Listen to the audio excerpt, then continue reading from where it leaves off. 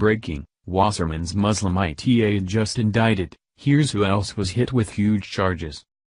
As much as we'd like to think of politicians as public servants, the days of anyone serving anyone but themselves seems to be past. We see this displayed very plainly by people like Florida Representative Debbie Wasserman Schultz. Schultz thought it would be okay to take the law into her own hands and do whatever was best for her, instead of adhering to the strict guidelines put in place to keep American politicians from supporting terrorism and the like. Schultz thought she could get away with playing fast and loose with cybersecurity, but she was found out.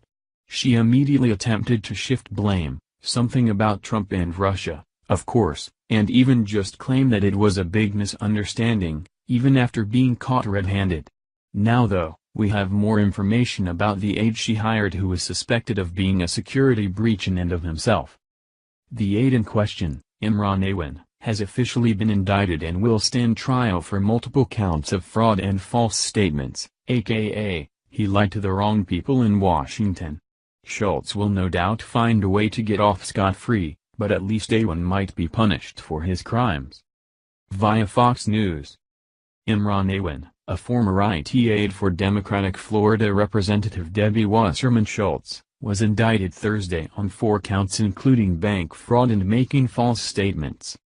The indictment also includes his wife Hina Alvi.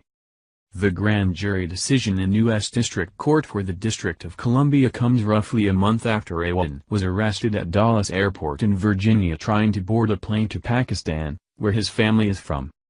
Aide and other IT aides for House Democrats have been on investigators' radar for months over concerns of possible double billing, alleged equipment theft, and access to sensitive computer systems. Most lawmakers fired Aide in February, but Schultz had kept him on until his arrest in July. The indictment itself, which merely represents formal charges and is not a finding of guilt, addresses separate allegations that Aide and his wife engaged in a conspiracy to obtain home equity lines of credit from the Congressional Federal Credit Union by giving false information about 2 properties, and then sending the proceeds to individuals in Pakistan. Well, that's not shady at all. Fun tip for all the would-be fraudulent terrorists out there: if you want to send money to your terrorist, maybe go ahead and secure the money through legal means so that you don't turn the heads of the feds. But I guess once you're addicted to flipping the middle finger to the national law, it's pretty hard to quit. Fox: the case has put renewed scrutiny on Wasserman Schultz for keeping Aide on the payroll for months, even after a criminal investigation was revealed and he was barred from the House IT network. Aide and other family members for years had a lucrative arrangement for IT-related work on Capitol Hill for House Democrats. According to the Daily Caller, the members of the Pakistani family made at least $4 million since 2009. In a recent interview published in the Sun Sentinel, Wasserman Schultz blamed the right-wing media circus fringe for the attention on Aide. The former head of the Democratic National Committee suggested it's all part of an effort to distract from the investigation of Russian meddling in the 2016 campaign and possible ties to President Trump's team. Any opportunity they can to pull people's eyes and ears away from that they take, Wasserman Schultz told the newspaper. There it is. The real reason prosecute any crimes is just to distract people from looking into President Trump's past, right? I mean, it's a wonder that law enforcement got off their duff at all before he got into office, considering that there was no Russia scandal to cover. Seriously libs, you do realize that breaking the law is always wrong, even if someone else does it, or if there's some way to cover it, it's still wrong.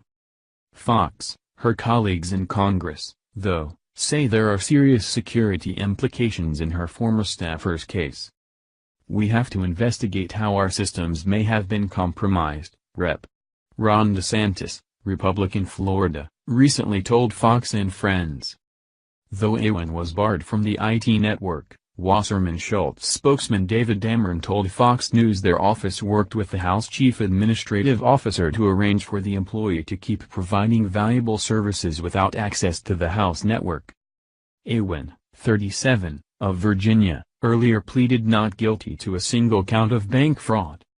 Attorney Christopher Gowan told Fox News that federal authorities have no evidence of misconduct by Aide relating to his IT duties.